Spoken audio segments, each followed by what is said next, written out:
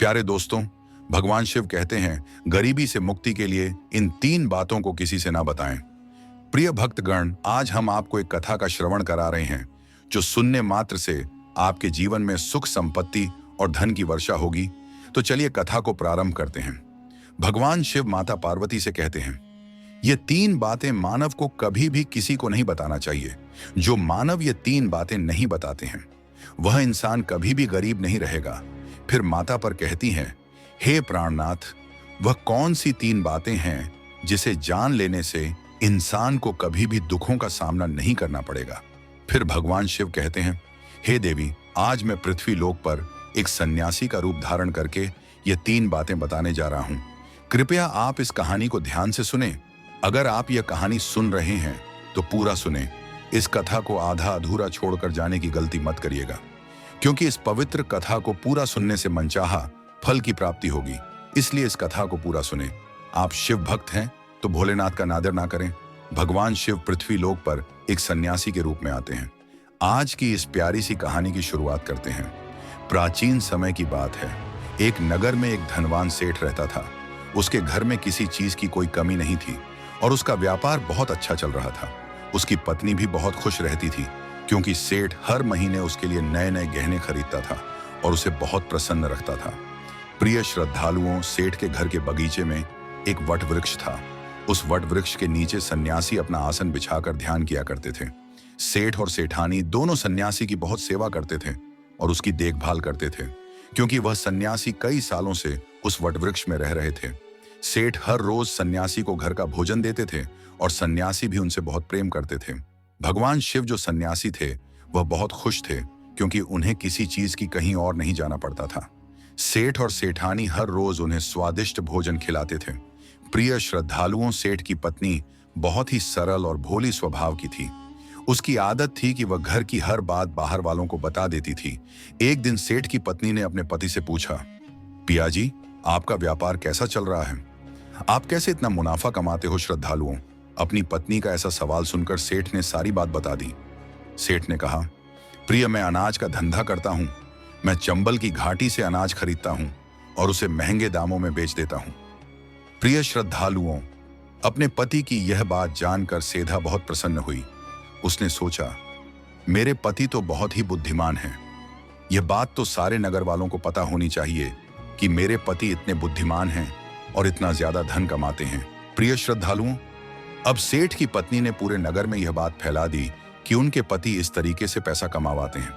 श्रद्धालुओं, अब क्या था, नगर के कुछ लोगों को जब यह पता चला कि सेठ किस प्रकार धन अर्जित करता है, तो वे सभी भी अनाज का धंधा करने लगे। प्रिय श्रद्धालुओं, अब नगर के बहुत से लोग अनाज का पार करने लगे हैं।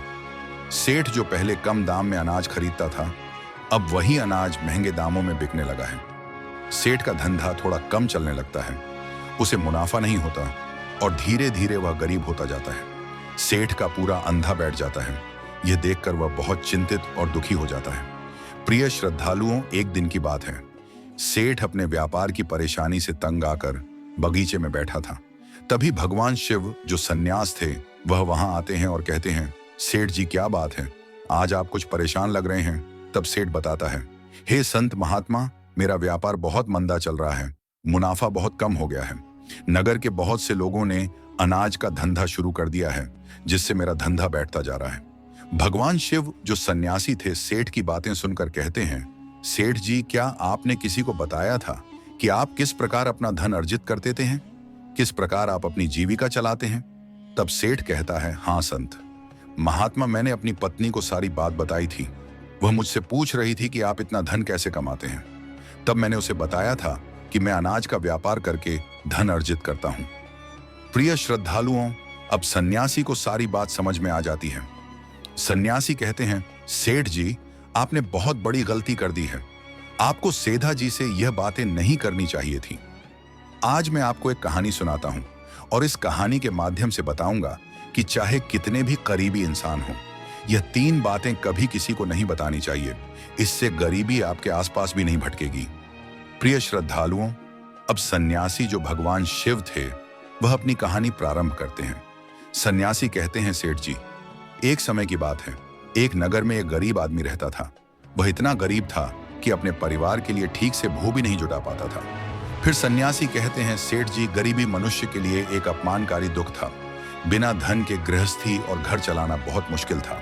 फिर सन्यासी कहते हैं, सेठ जी, वह गरीब आदमी जैसे टय से अपने घर वालों का पेट पाल रहा था। कभी उनको भोजन मिल जाता था तो कभी भूखे पेट ही सोना पड़ता था। एक दिन उस गरीब आदमी की पत्नी ने कहा, हमारे पास तो धन ही नहीं है। सुबह को खा ले तो शाम की उम्मीद नहीं है, शाम को खा ले तो सुबह की उम्मीद नहीं है। आखिर ऐसे कब तक चलेगा? मैं जैसे तैसे करके घर चला लूंगी, लेकिन आप धन कमाने के लिए परदेश चले जाएं, इस प्रकार से हमारे परिवार का गुजारा नहीं चलेगा। मनुष्य के पास चाहे कितना ही धन हो, लेकिन अगर उसके पास कोई काम नहीं है तो वह धन भी बेकार होता है। अगर हम कुछ नहीं करेंगे तो अपने बच्चों को कैसे पालें? भूखे मरने से अच्छा है कि किसी की छोटी मोटी मजदूरी ही कर ले। अब के बार बार कहने पर वह गरीब आदमी धन कमाने की आस लेकर घर से निकल पड़ा। वह जंगलों के रास्ते से प्रदेश के लिए रवाना हुआ। चलते चलते वह एक जंगल में पहुंच गया। दूर की यात्रा तय करके जा रहा था। बेचारा थक चुका था तो उसने देखा कि आगे एक छायादार बरगद का पेड़ है। उस पेड़ की लंबी लंबी शाखाएं थीं, उसकी जड़ें जमीन को छू रही थीं।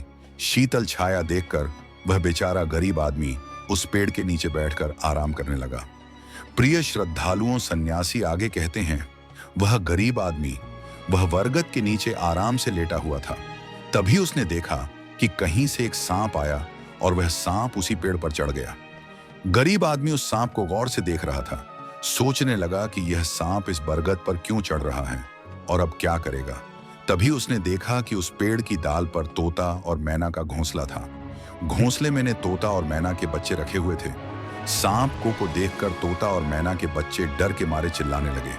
वह गरीब आदमी देखते ही समझ गया कि यह दुष्ट सांप इन बच्चों को खाने आया है। सोचने लगा कि मैंने तो इन बच्चों को देख लिया है, अगर अब मैं इन्हें नहीं बचाता हूं तो मुझे बहुत पाप लगेगा। बच्चे तो बच्चे ही होते हैं, चाहे वे इंसान के हों या किसी पक्षी के बच्चों की हमेशा रक्षा करनी चाहिए। उधर एक सर्क उन बच्चों के पास पहुंच जाता है। तभी वह गरीब आदमी उठता है और फटाफट बरगद के पेड़ पर चढ़ जाता है। उसने उस सर्क को मार गिराया और नीचे फेंक दिया। फिर उसी बरगद के नीचे आकर लेट गया।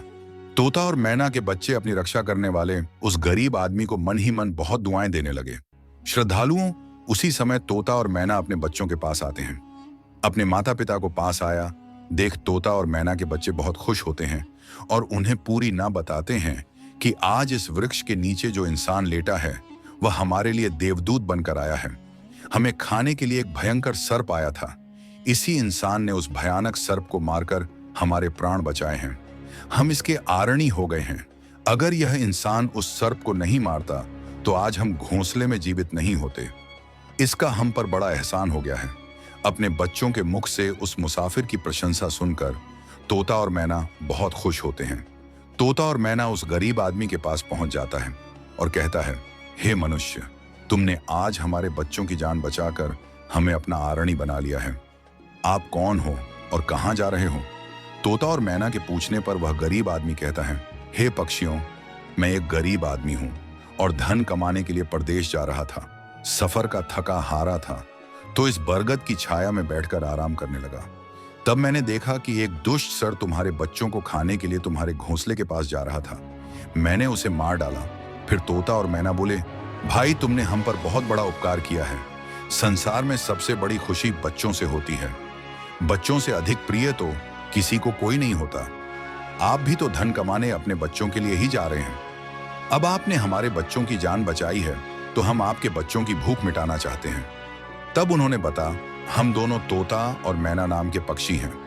हम हमेशा कीमती मोती खाते हैं और हमने सुना है कि यह मोती मनुष्यों के लिए बहुत मूल्यवान होते हैं।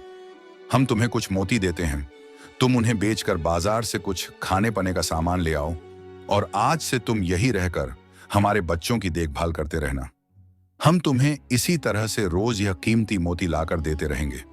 तोता और मैना की बात सुनकर वह गरीब आदमी खुश हो गया। सोचता है कि अगर हमें यही धन मिलेगा तो हम बाहर क्यों जाएंगे। प्रिय श्रद्धालुओं, वह आगे कहता है कि सेठ जी, वह गरीब आदमी तोता से कुछ मोती लेकर बाजार गया और अपने खाने पीने का सामान खरीद लाया। उस वृक्ष के नीचे उसने एक झोपड़ी बना ली और वहीं रहने लगा और तोता मैना के बच्चों की देखभाल करने लगा। अब तो तोता और मैना निश्चिंत हो गए। उन्हें उनके बच्चों की रक्षा करने वाला मिल गया था। अब वे निश्चिंत होकर भोजन के लिए सुबह अपने घोंसले से उड़ जाते थे और शाम को लौट कर आते थे। अपने बच्चों को घोंसले में सुरक्षित देखकर वे बहुत खुश होते थे और उस गरीब आदमी का धन्यवाद करते थे और उसे कुछ मोती लाकर देते थे। इस तरह से धीरे धीरे तोता और मैना की नौकरी करते हुए उस गरीब व्यक्ति को 2 महीने बीत गए थे। इधर तोता और मैना के बच्चे भी बड़े हो गए। अब उस गरीब आदमी को अपनी पत्नी और बच्चों की याद आने लगी। एक दिन उसने तोता और मैना से कहा कि हम अपने घर जाना चाहते हैं, पता नहीं हमारी पत्नी और बच्चे कैसे हैं। तब तोता और मैना बोले, हे भाई, अब तुम निश्चिंत होकर अपने घर जाओ और अपने बच्चों के साथ रहो। हमारे बच्चे भी अब उड़ने के काबिल हो गए हैं। अब कोई भय नहीं है। तुम अपनी पत्नी और बच्चों को देखो। कभी तुम्हें हमसे मिलने का मन हो तो इसी स्थान पर आ जाना श्रद्धालुओं। इतना कहकर तोता और मैं ना उस गरीब आदमी को ढेर सारे मोती दे देते हैं। अब वह गरीब व्यक्ति उन मोतियों को अपने साथ लेकर अपने घर पहुंच जाता है। उसने वह मोती अपनी पत्नी को दिखाए तो उसकी पत्नी बहुत प्रसन्न हुई। उसने पूछा, पतिदेव, तुम यह कीमती मोती कहां से लेकर आए हो? सभी लोग उन्हें दाना देंगे। प्रिय श्रद्धालु, इतनी कहानी सन्यासी सेठ जी को सुनाते हैं और बताता है कि देखा, सेठ जी, इस प्रकार कुछ बातें बताने पर जीवन में घोर संकट आ सकता है। इसलिए यह बातें किसी को भी नहीं बताना चाहिए। जैसे आपने अपनी पत्नी को बताया कि आप किस प्रकार धन अर्जित करते हैं और आज आपका व्यापार खतरे में है। प्रिय श्रद्धालु, सेठ जी को अपनी गलती का एहसास होता है और वह अपनी पत्नी को समझाते हैं कि तुम इन बातों को किसी को मत बताया करो। फिर भगवान शिव कहते हैं, हे देवी, हमारी आज की यह कहानी यही समाप्त होती है। इस वीडियो को बोलते समय कोई त्रुटि हो तो मैं क्षमा चाहता हूं। उम्मीद है आप सभी को यह वीडियो अच्छी लगी होगी। अगर आप शिव के सच्चे भक्त हैं तो ध्यान की गहराई ज्ञान का सागर चैनल को सब्सक्राइब। धन्यवाद।